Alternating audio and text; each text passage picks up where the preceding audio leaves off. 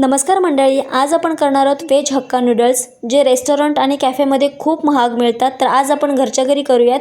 तर त्यासाठी मी ते पाणी गरम करून घेतलं, त्याच्यामध्ये थोडंसं मीठ, तेल घालायचं, नूडल्स घालायचे आणि 5-7 मिनिटांसाठी हे नूडल्स शिजवून घ्यायचे. एका चाळणीमध्ये काढून घ्यायचे. थोडंसं थंड पाणी घालायचं जेणेकरून ते एकमेकांना चिकटणार नाही. तेल घालायचं. इथे मी भाज्या घेतल्यात काही कट करून. कढईमध्ये तेल गरम करून घ्यायचं, त्याच्यामध्ये बारीक चिरलेलं लसूण, आलं, हिरवी मिरची घालायची. 1-2 मिनिटभर परतून घ्यायचं.